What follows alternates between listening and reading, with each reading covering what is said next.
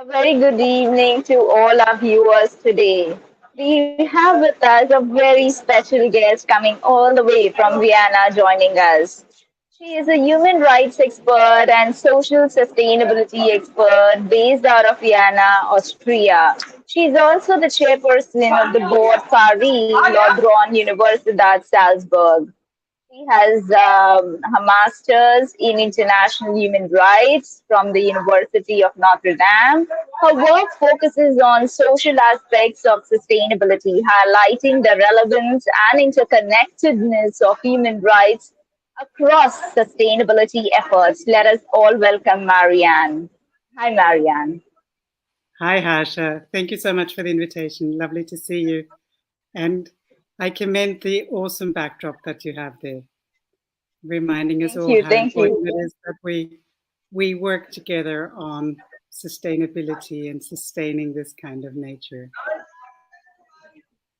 Yes, it's an honor to have you with us. Thanks. So, Marianne, you have a very interesting profile and you started very early in what you are right now. You have been an ardent law student with more than 2 decades of experience, and now you are into building up human rights policies and law. So, how has your journey been as a change maker in human rights? Nothing less than a privilege, really, in being able to make people more aware of what a privilege it is to have human rights and what they really mean.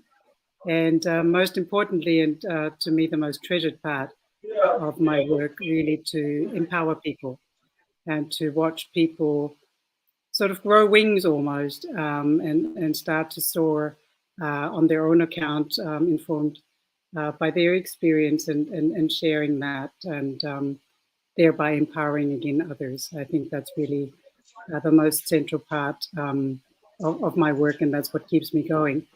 And what I've seen repeatedly, and I'm seeing again now in discussions we are having around sustainability, is really paradigm shifts and paradigm shifts that bring more people to the conversation, to the table, enable even better conversations and improve policies that are informed with human rights and that increase the quality of life of people gradually. There are drawbacks, and sometimes you feel that there's a lot of negative things happening, but overall, in those 25 years, I have seen steady progress. And, that reinforces a belief in how we can each learn from each other and grow and be more inclusive and be more accessible. And now in what we do and how we do things. So it's been, as I say, it's been a privilege to have been able to embark on this career and to sustain it in this way for so many years. I will say that when I started out all those years ago, it was my life goal to have a mid-career change that would, entail something entirely different, that we would have made so much progress, that so many people would know human rights so well that it wouldn't need this kind of expertise anymore.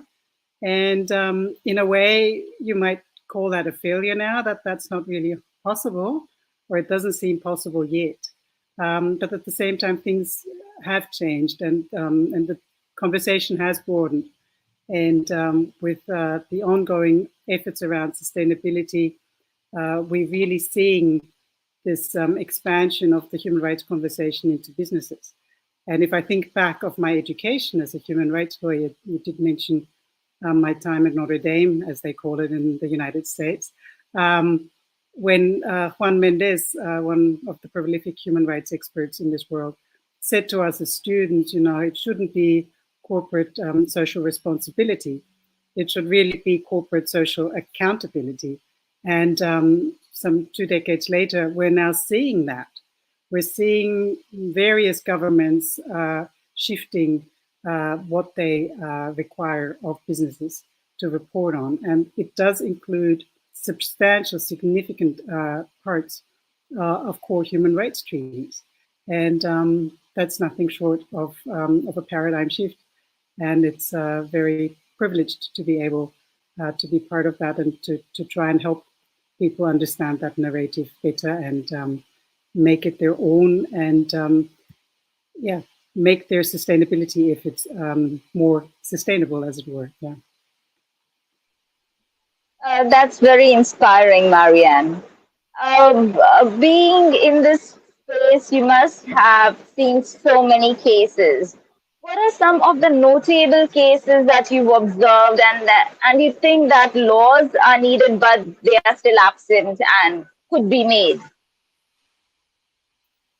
There's a lot that I've seen that I will stop short of sharing, just because it is a profession where you see a lot of things that you don't feel comfortable sharing into an audience where you don't really know who might be watching. And I don't mean to be patronizing. It's just simply you do see a lot of things that are quite shocking. But what I've really seen sort of at the grand scale, at the global scale, in terms of shift, when I entered as an intern into the UN General Assembly for a small Swiss organization called the International Service for Human Rights, there were two things that were very that stood out within the UN system. And one was that it was a very exclusive club of diplomats talking to diplomats about, you know, everyday matters.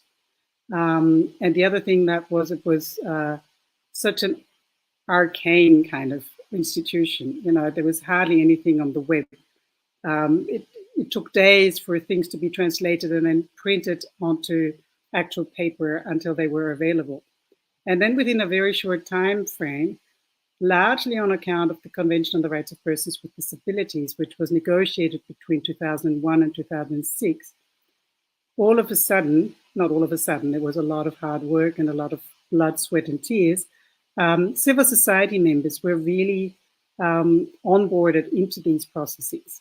And you had persons with lived experience of disability recognized as experts in their own right and being discussed with and being taken into the conversation on an equal basis, almost, with diplomats. There will always be a hierarchy there, but it was really to see an organization like the UN with all that, if I can term it that, for lack of a better term, folklore, to then really acknowledge this kind of expertise and invite it and openly celebrate it was huge. And then parallel there too, on account of the needs of persons with disabilities, on accessibility requirements for people who are partially sighted or blind, or people who are hard of hearing, all of a sudden documents were made available, you know, overnight.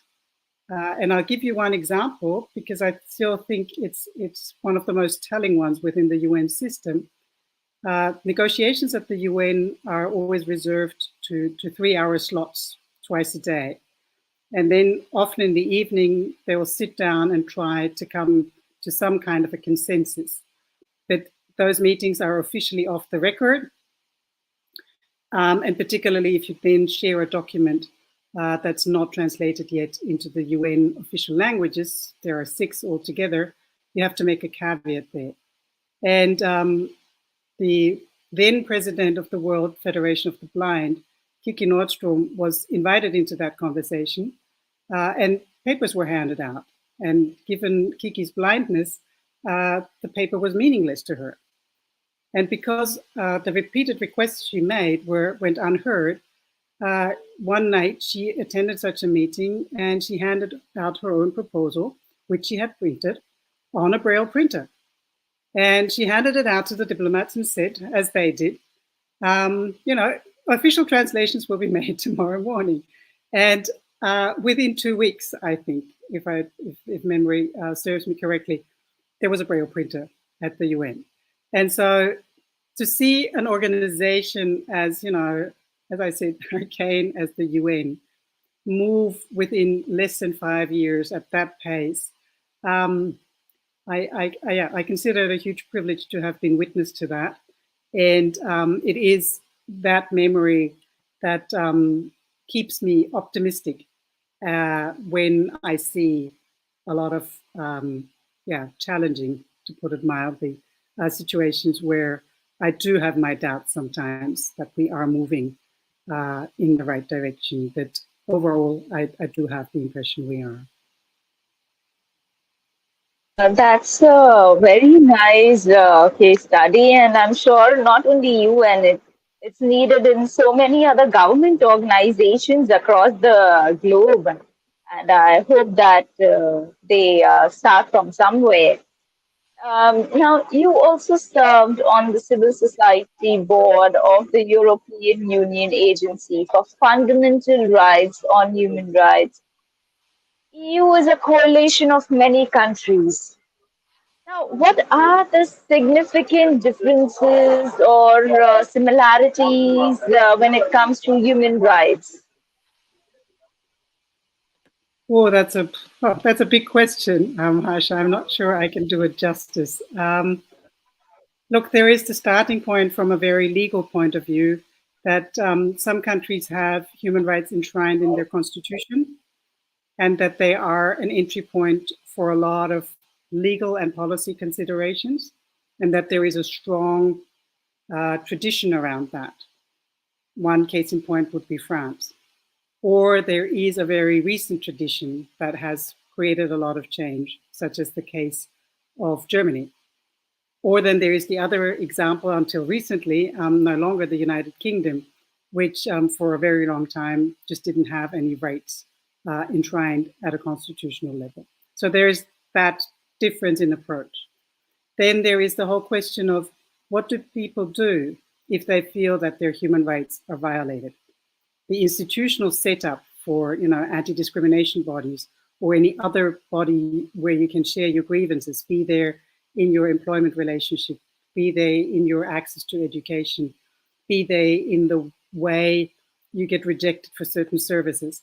There's a whole, I would call it rainbow, a whole spectrum of how people can engage or not engage these kinds of institutions that could provide support. And then, there are the cultural specifics.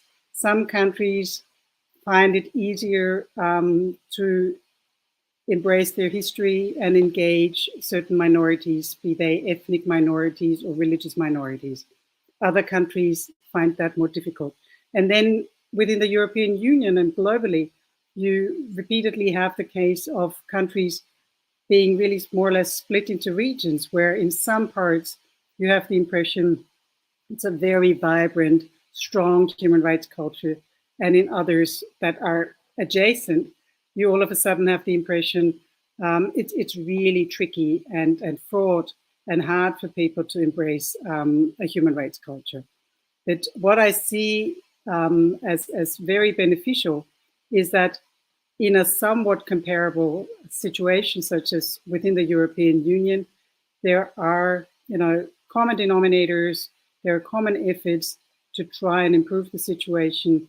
There is now a strong understanding across the European Union that human rights are not a tick-off list that you attend to just once or twice a year, but that it's a continuous process to work on improving everybody's human rights and to really come more and more into that perspective where you need to really try as a democracy to walk into the shoes of those people who feel the least safe in your community, and to then improve and change things from their vantage point without being too patronizing and paternalistic, but to really make a genuine effort of engagement and inviting those, in parts, really hard conversations around what makes people feel unsafe, what makes them feel unseen, what do they need in order to feel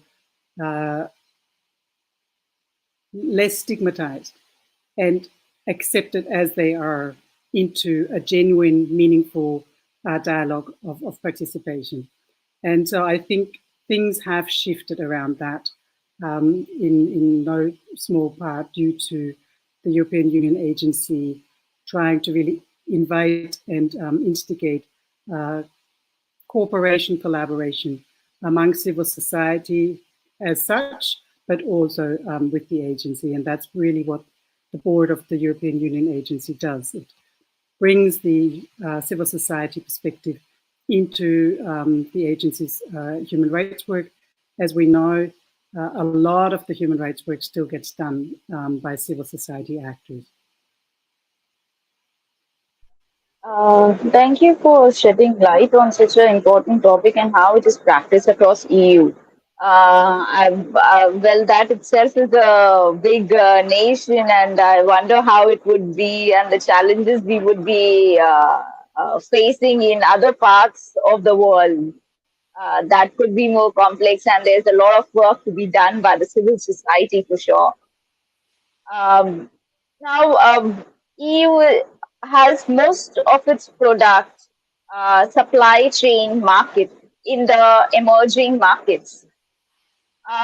If you look at any products that you buy, it's always made in some emerging markets. So when you are also advising any company or the government policies, have you come across cases wherein violations were done and corrective measures were taken in order to address those violations? And if so, would you like to consider any case study with us? Gladly do that. I don't need to take us back. I just briefly wanted to comment on the fact you mentioned that the complexity might be larger for some countries outside the European Union. And I will ever so slightly disagree with you on that. I think each complexity is one of its own. And some of it, yes, is very much impacted also by a colonialist past. And, you know, the racism and other unfortunate isms that go with that. But I think that the complexity of each country is relative to its history. And I've seen a lot of amazing human rights progress in some places where one didn't expect it. And so I take the view that in many countries, a lot of people are trying really hard to do a lot of good. And yes, sometimes the prevailing system can be very persistent in maintaining its power. I will give you that any moment. But to come back to your question around the supply chain, first of all, I think it's really fantastic that we're finally taking a closer look at the conditions, the human rights conditions around the production of all goods, and that the European Union is pressing so hard to bring about change in that. And then I think it's really of the essence that we will be also looking at those conditions in faraway countries. But I think for all that to be meaningful, what we need to do first is to really ensure that this set of human rights principles is understood as something that applies to all of us. And all of us meaning that those companies that import such goods also understand their own human rights record within their own business. Because I think everything else risks that human rights, which are often perceived as something very abstract and in a way morally and ethically overwhelming, run the risk of coming under the same kind of perspective of othering that so many questions around equality and opportunity do come. And what I find is that the first step is really to make people aware, what are human rights? We talk about them as this one bland term that's very abstract, but what does it actually entail? Are we actually aware? And I would say in the European Union, it's still very happenstance for people to really know what human rights entail, to really get a better understanding that most every aspect of our daily lives is connected in one way or the other to a human right. and that it's not just, labor conditions, and that it's not just safety at work, or the question of equality and diversity that are all somehow in our minds connected to human rights, but that the very fact that we're holding this conversation is part of a whole set of human rights. And so that's my starting point. And I think that's where the first surprises happen, that people start to understand this is not something that, out of where they need to apply something that's very abstract to them to a place that's very far, very remote, very removed from their own lived experience. But that if they then understand, well, this is the whole set of human rights that also need to be upheld in India, in Bangladesh, in Paraguay, that it then makes the conversation easier. And what I have found is that people very quickly then move away from this, oh, this is overwhelming, this is far too much, how are we ever supposed to do that? To okay, how can we now engage these issues? How can we meaningfully convey to our suppliers what's important to us? And I think one of the really important aspects of the considerations that the European Union now has on regulating the supply chain is that they're not proposing to say, if you find a human rights violation, you need to immediately pull out of the contract and find a new supplier. But on the contrary, they're sort of obliging companies to stay in that contract, to have conversations with the supplier, to try and improve the situation and find ways forward. And I think that's what we all need to appreciate, that might become pretty tricky at times, complicated, but that's what we really need to focus on finding more common ground, to appreciate that in the fact that we have a connection through the supply chain, there is already a common ground, there is something that ties us together. And now we need to refocus the way in which we connect on sustainable terms and seek to learn from each other and to really move away also from this rather paternalistic understanding that some people in the European Union know what needs to be done and how it's done rightly, but to really appreciate that there's so much knowledge and practices that are also informative to the way things are done in the European Union and engage these conversations.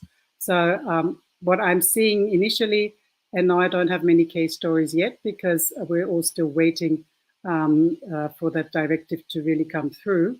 And any case study that I would be picking up is something that's already been throughout the media as horrific examples of how important it is that we're finally trying together to change the trajectory, is that people are less concerned in the sense of overwhelmed or worried about the implications of this kind of regulation, and more understanding of an improvement of quality across the board.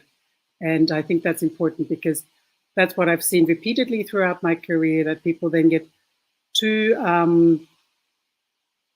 overwhelmed with fear of doing the wrong thing. I've worked a lot around the integration and inclusion of persons with disabilities, and I've repeatedly seen this. I'm not going to do anything because, there's such a high risk that I'll get it wrong.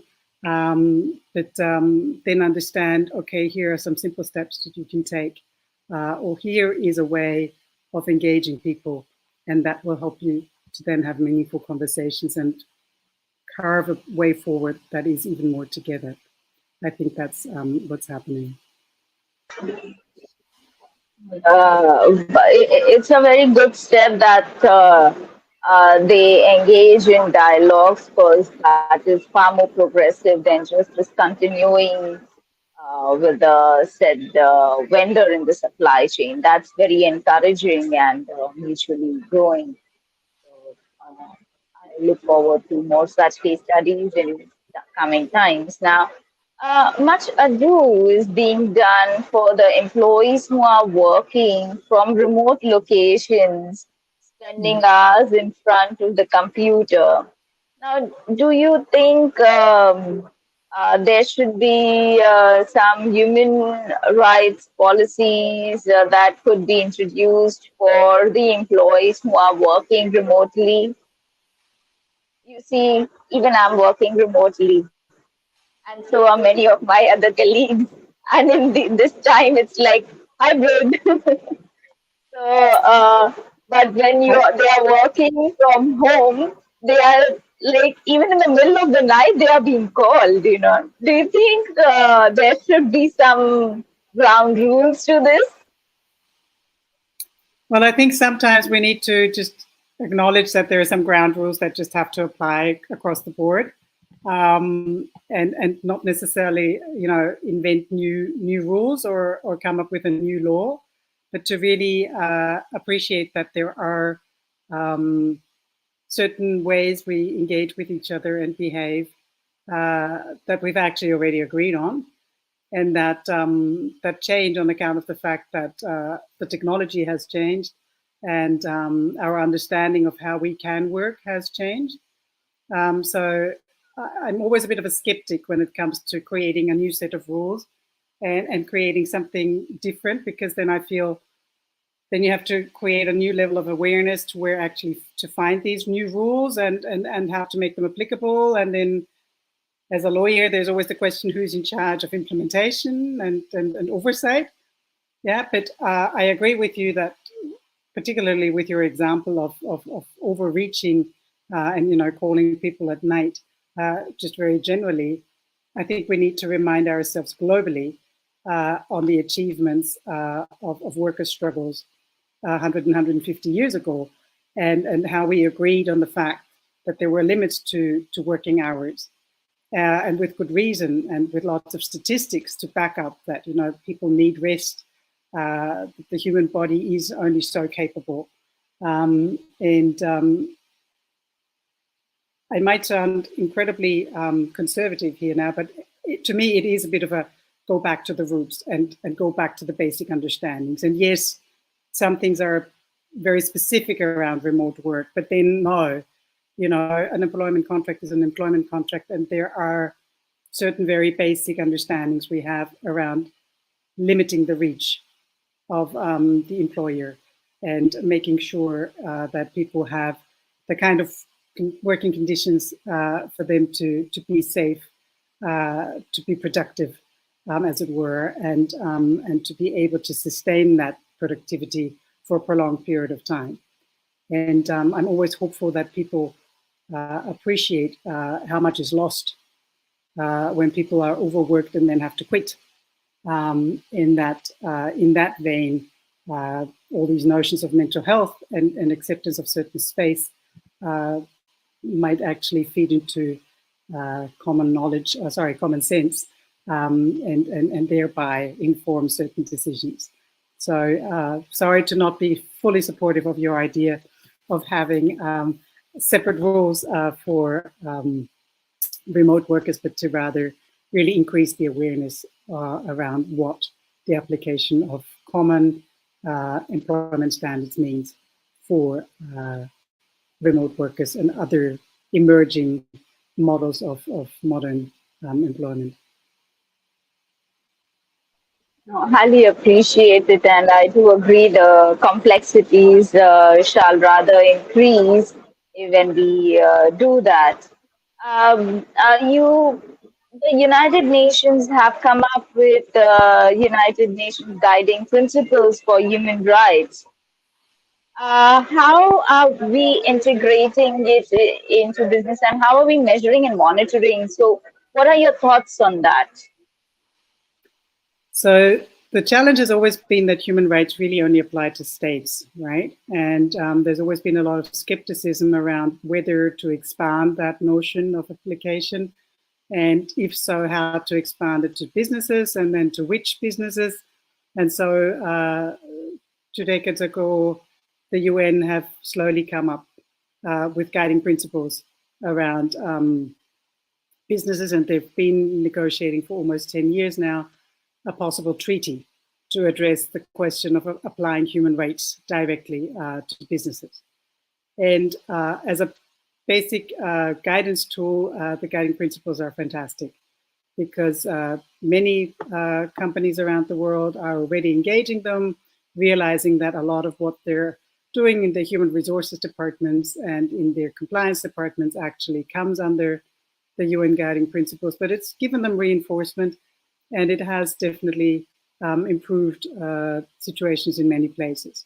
And what we're now seeing is that the UN guiding principles and the OECD guidelines for multinationals are being integrated into corporate requirements. The reporting standards of the European Union are now being expanded to include the UN guiding principles and the OECD standards, and then quite a few other standards to be annually reported in the main accounting report of large companies. And while for the time being, it's only applying to companies of a certain size, it will trickle down and will make the UN guiding principles the absolute core minimum of what businesses need to report on human rights.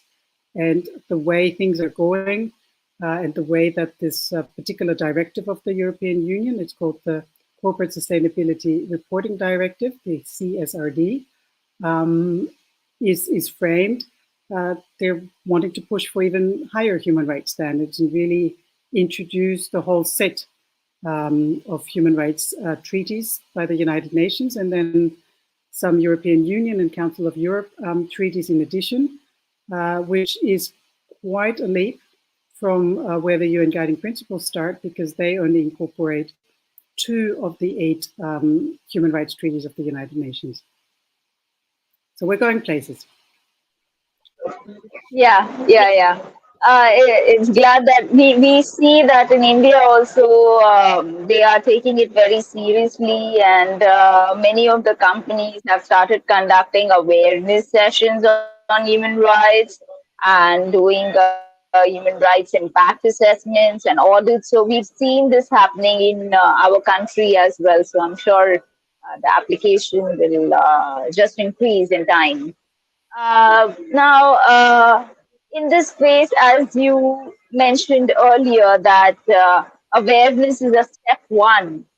While we as an institute are working on that aspect, what are the knowledge gaps in particular that you have observed, and how do you see that we could collaborate or we could work together, or we need to introduce a particular module in order to address human rights? I think, as I mentioned before, the first part is to really make people far more comfortable with human rights as such. I still find that the term is very abstract and quite overwhelming, because people put a lot of value on it. They place a lot of value on human rights. They know that it is very important. But in a way, it's then also very loaded, because, you know, if somebody sort of comes up with a human rights violation, this is a very, very strong accusation, and people become almost immovable in response, because it's just so overwhelming. So I stick with the fact that I think we need to really understand, what do human rights mean? What is their application throughout our daily lives? And are we aware that, you know, there's the right to education, there's the right to food, there is the right to housing, there is the right to a basic social adequate standard of living.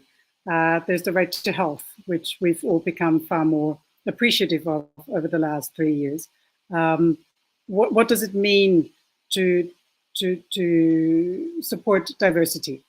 It's, again, a huge term, very meaningful, very colorful, but what are actually grounds of discrimination? How do I navigate a situation when I meet somebody whose life hasn't touched mine yet so far, and then I appreciate that, you know, maybe a person with disabilities needs support, or here I have somebody who might be queer, and how do I navigate that situation without making that person feel uncomfortable? But hang on now, I am feeling uncomfortable.